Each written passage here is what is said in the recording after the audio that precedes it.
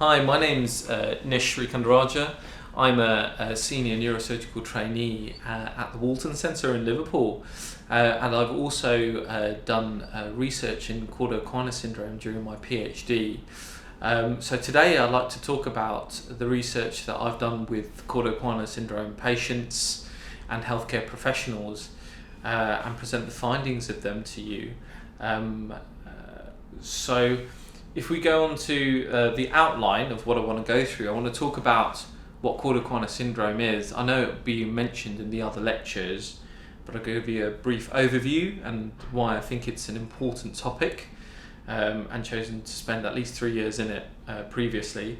Also, I want to talk about what the research was based on. It was based on developing this concept of a core outcome set in this syndrome, and how we went through an international consensus process to achieve it, and finally came up with this Cauda Equina syndrome core outcome set. So what is Cauda Equina syndrome?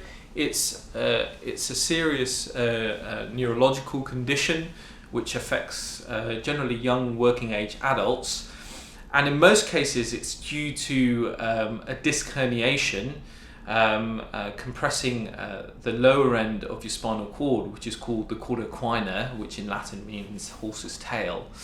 And these nerve roots supply the power in your legs, they supply the sensation in your legs, and also they supply bladder function, bowel function, your sexual function. So it's a really critical area of your spine.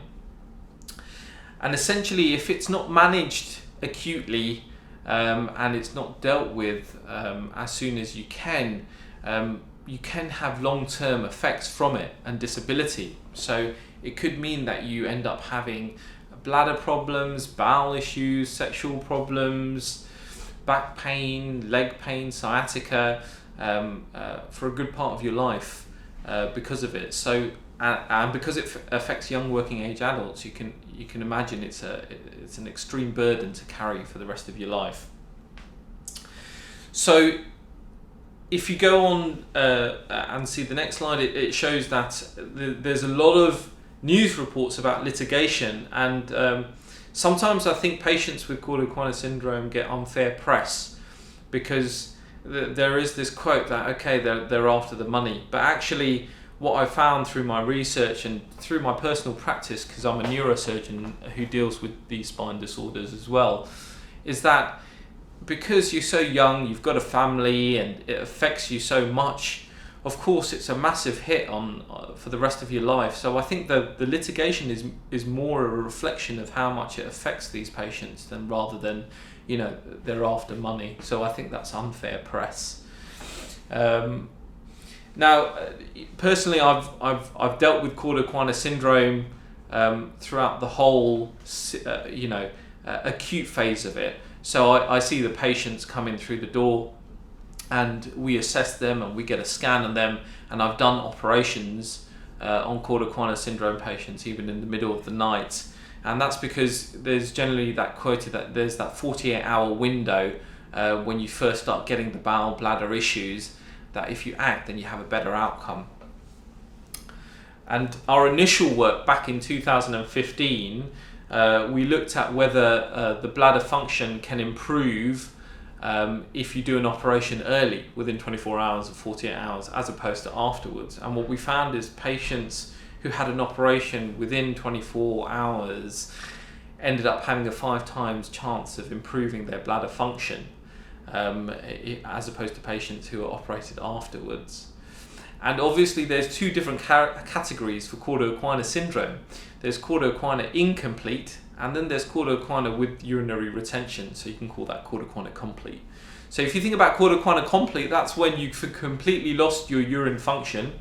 Yeah, so you're holding urine in your bladder and you're unable to empty it. That's why they put that catheter, that tubing down you in A&E to empty everything, and you can't even feel the tubing, and you have a numb bum, and you can't feel that as well, so your genital area and your underside is completely numb. That's the extreme end of the condition, yeah, and you get leg weakness as well. It's a spectrum. So on the lesser end of the spectrum is when you're starting to have these urinary issues, you can't really feel you're passing water, you're not getting an erection, you're feeling quite dry, or you get a bit of numbness downstairs. So that's the halfway point, and actually you find that's the point at which if you act, that's the best chance of you improving, as opposed to if you go down the other end where you've basically the nerves have been compressed for too long. Okay. So then I did a few scoping searches online to see what kind of things are people looking at in this syndrome in the research within the scientific literature. And you find that there are a lot of papers out there, but if we have a pyramid of how good studies are, and the top of the pyramid is the best, the level of evidence which you have for this syndrome called Equina syndrome, it's right at the bottom of the pyramid. Okay, we call it level 3 evidence. So if there's 5 levels of evidence and level 1 is the best type of evidence you can have, Cauda Equina syndrome you're hitting at 3 and 4 at the moment, so it's quite low. Because the studies are basically done what we call retrospectively, it's just looking at past practice. So what we need to do is have it in trials and have it in prospective studies where you're actively looking at it over time. And we haven't got there yet really with Cauda Equina syndrome. So when you look at these studies, one researcher might decide, well, I'm going to look at back pain and leg pain as the most important thing. Another researcher might decide, I think bladder is the most important thing. And then another researcher might decide, well, I want to look at these patients and see how their bladder and their bowel is functioning. And then the issue you get after about 15, 20 years is, how do you then pull together these papers which are looking at different things in patients? And on top of that, they're assessing it in different ways. So one study might look at a bladder outcome in patients and assess it with one questionnaire, and another study might use a different questionnaire. So after 20 years of these studies, you can't put them together. It becomes really difficult. And the problem therein lies is, to get good evidence, you need to be able to pool all of this data together and use it as one big mega data, if that makes sense. So I thought, you know what needs to happen is you need to reset the switch in this condition. And it's not a novel concept. It's been done in other disease areas. And I thought I needed to do this for Cauda Equina syndrome. And therein lies the concept of a core outcome set. So a core outcome set is basically all the outcomes for patients and healthcare professionals that matter within the condition. And what you do is you get healthcare professionals, relevant ones, key stakeholders, and patients, and maybe their family members together, and you get them to decide what are the most important outcomes for this specific condition. It can be done for anything, but it hadn't been done for Cauda Equina syndrome. And this is supported by major research funding bodies and also the World Health Organization. So say if you develop a core outcome set, then essentially you're encouraging future studies to be looking at outcomes that matter to patients and healthcare professionals. So if you think about what I said before, then if you fast forward 10 years down the line, you have all these studies looking at the same outcomes, measuring them the same way, and all of a sudden you can put all this data together, this mega data, and then you can make really good evidence-based guidelines, because now you've gone up that pyramid. You're coming up to level 2 and level 1 evidence, and you've got a good basis. So that's what we decided to do. So we registered it on a website called Core Outcome Measures in Effectiveness Trials, COMET website, which is based in Liverpool, but it's an international group. And also we published what we were going to do in the BMJ. Okay. And essentially we went through a few processes. So we did a literature review of what's out there in the science. What outcomes are already listed by healthcare professionals as being important. That's the systematic literature review. That's the technical word for it. Then the next one we did was essentially we need to find out what's important to patients. So we did what we call qualitative interviews. We did one-to-one interviews with patients to find out what's important to them. Then you find out what outcomes are important to healthcare professionals, doctors and nurses, and also what's important to patients, and you pull them together and you run it through a consensus process where basically you grade which outcomes are important and you try and come to an agreement. Okay, so that's called a DELPHI process. It was initially used by the military in the 1950s, and then it's been applied more and more in medicine. So it's a popular process. And then at the end, you bring everyone together in a consensus meeting, face to face, ideally, to decide what anything else where there was question marks, and then you come up with this core outcome set. So let's go through the process that we went through to get there for this syndrome. So you can see here the literature review that we did and we published in Spine Journal. And basically we were looking at all the outcomes, as I mentioned before, that was in the science, in the literature, being listed. And if you look at this bar chart, you can see that and we've subcategorized all these outcomes, there's a lot of different outcomes being looked at in this condition. And if you look at this bar chart, you don't need to look at it in detail. If you even have a glance of it, what's in red is basically saying that this outcome is not being defined. And what's in orange is saying that there's an assessment absent, so it's not being assessed properly. And you can see that for most of these outcomes that are being put out there by the healthcare bodies, it's not being defined and it's not being assessed properly. So how can you pull this data together? It's not good quality, is what we were trying to say. And that's then we go on to the interviews. Okay, so we've got the outcomes from the literature and we've said it's not good quality. It's not being defined and it's not being assessed properly. And now we're interviewing patients. And I think this is what you'll find interesting. I interviewed about 25 patients with Cauda Equina syndrome and of differing severity. So people who had that incomplete Cauda Equina syndrome I told you about early on in Cauda Equina in the spectrum, and then patients who were really severely affected as well. And you got some interesting ideas from these patients. And I'll go through some of these quotes. I've got so many more quotes which I'm writing up at the moment for a publication, but these are just some of the quotes. So they were categorized into different areas. So the first theme that I found was varying priorities of physical health. So for people who had the severe end of the spectrum, they had different priorities in their life as opposed to people who were less severely affected. And it's important to each of these patients. So there's a patient who had the more incomplete syndrome. So he said, my bladder and everything to do with my plumbing would be number one. I would still be able to look after myself pretty much and take medication for the leg pain, but the thought of losing all that and being dependent on other people, that would be like a nightmare. And now we look at a quote with someone who had the complete end of the spectrum. So look, see how it differs. If you can get the pain under control, then you can deal with everything else that comes below it. Pain, mobility, bladder and bowel, yes, they're the ones that are the most important in that order.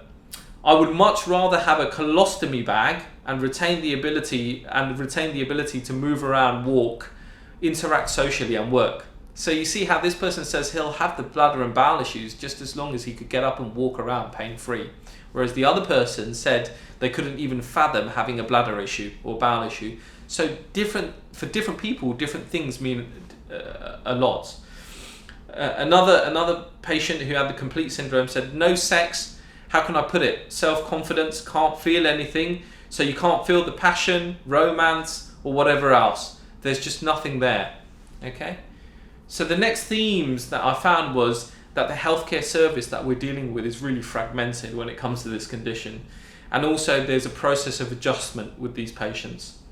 So 2 quotes. So the first one, if we came out of that surgery and say we needed a wheelchair, and we'd probably be offered a lot more in terms of help and services, but because we come out and we're still hobbling and walking, it's like, you're going home with a leaflet. That's it. And the next quote, previously I had been very active, so not being able to work and do something that you enjoy, that's what put me in this place of isolation and depression, because it is suddenly so much activity to nothing at all. Okay? And then the next quote we're going to look at is, I found this theme that patients were having a lot of anxiety and reduced self-worth after going through the whole process. So the first quote, as soon as I came out of hospital, I started having night sweats. I'd wake up thinking about hospitals like a trauma really. The actual impact of the surgery, and with Cauda Equina, it's very quick as well. You don't have much time to process it. I think your body and mind can experience it like a trauma because it's happening so quickly. And then I develop intrusive thoughts, yeah, because the process is so quick in hospital. You're in, you have the operation, you're out, and then you don't have much support afterwards. The next quote: I don't think people should be left alone with the emotional impact. The operation is over and then you go home and you're signed off and that's it. You're just left with it. So these are some quotes out of the interviews that I got. So from these quotes, I found what outcomes were important to patients. And you find actually there's a lot of outcomes that patients mention that are not mentioned by researchers. So we pulled together all of these outcomes for the DELPHI survey, as you can see in this next slide. And then what we did is we got a lot of organisations involved. So obviously the Cauda Equina Syndrome Association in the UK, that's running this meeting, and also we got a Cauda Equina Syndrome organisation from the USA as well, the Cauda Equina Syndrome Foundation, involved. And they, to be honest, they were great. They got so many patients involved in this research to take part in this process. And then we also had a lot of professional organisations involved from Canada to Australia, across the country, and we had in total about 172 participants involved who are prioritising which of these outcomes are important. So it runs through 2 rounds, and for example, as an example, if you have 100 outcomes at the beginning, then in the second round you may have 50 because they've prioritised those 50, and then in the last round you might have 25 which they've prioritised because you've cut off all the other ones which they felt were unnecessary. So essentially we went through that process with these outcomes that we had identified, and as you can see, all the outcomes in green were selected as being really important and the reds were rejected, and everything else which isn't highlighted hadn't been decided on. Okay, so there was disagreement there. So these are the ones basically that you had to take forward to a consensus meeting. So a consensus meeting is face to face. We brought patients and healthcare professionals from 9 different countries, from Canada, USA, Australia, India, Brazil, Denmark, Czech Republic. So it's a real international process and involvement of patients and healthcare professionals, and from England, Scotland and Wales, obviously.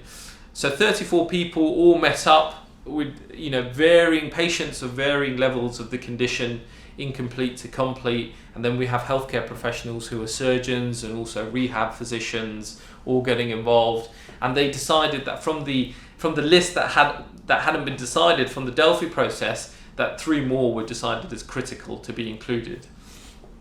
And this is the picture of the international consensus meeting. I didn't manage to get everyone in there, so take better pictures next time. And then essentially the final outcome set that we came in with, we published it in an open access journal, so that means anyone can access it, okay? And it's called Cauda Equina Syndrome Core Outcome Set, an international patient and healthcare professional consensus for research studies. So this is the core outcome set that defines all the outcomes that patients and healthcare professionals think that any future study in Cauda Equina syndrome should include, because this is what we deem are the most important. So if I go through it, the 16 outcomes. So first, if you look at bladder function, we want to look at incontinence of urine, urinary retention, sensation of bladder fullness, and then bowel function, fecal incontinence, sexual function, the physical ability to have sexual intercourse, okay? Sensation, perineal sensation, so that's numbness in your genital area and down below, and also sensation in genitals. Next, power, leg muscle strength. Pain, so pain due to abnormal sensation or non-painful stimulus. So essentially, if you and me just touch our thighs, we don't get pain from it, but patients with Cauda Equina syndrome, just an innocuous touch can cause a lot of neuropathic pain. So that's the kind of stuff we want future research studies to look into. Adverse events, complications basically were deemed important. Now this is the area, quality of life, which actually previous studies haven't really looked at all, but was deemed critical for us to look at in these patients in the future. So global quality of life, generally how are you? Occupational role functioning, so that's if you can attend work essentially, okay? The ability to attend work, because that's a major thing that Cauda Equina patients lose out on afterwards. Social functioning, your ability to interact with your friends and your family. Ability to do daily activities like hoovering, cleaning, just getting out and about. Mobility and walking, And also there was a lot of low mood and depression, so that needs to be looked at as well. And even I even saw some patients who had tried to attempt suicide because the pain was that bad. So these are the areas in quality of life which we think future studies should look at as well, at all of these 16 areas. Now, is it being done? Because that's the thing, it's like using a toothbrush. Nobody wants to use your toothbrush. So we've come up with this and we need to get people to use it. And that's where the charity organisations and yourselves come into play to advocate what we've done, this research. And it's already been picked up by this multi-centre study in the UK, which has been looking at multiple sites and Cauda Equina syndrome patients, and they have about 400 patients that they've collected data on, and they're using this core outcome set looking at all of these outcomes in the questionnaires. And that's the protocol has been put out in the BMJ, and that study is currently, it's finished and they're looking at the results now. So that should come out soon, and that's been using the research that we've come up with.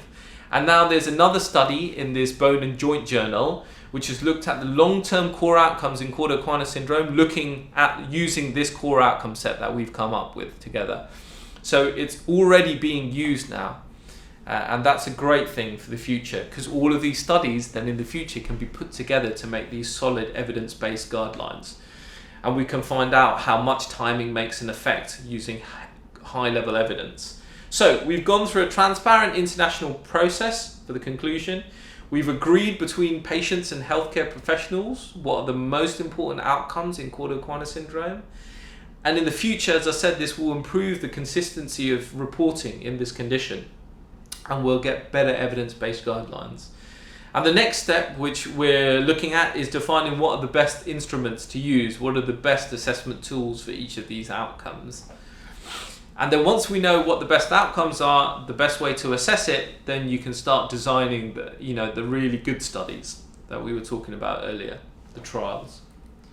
So I want to say a massive thank you to Cauda Equina Champions Charity, or the Cauda Equina Association, and the Cauda Equina Foundation in the US, who have immensely helped this, and the patients who have invested so much time, and all the people who attended for the consensus meeting, and obviously my supervisors.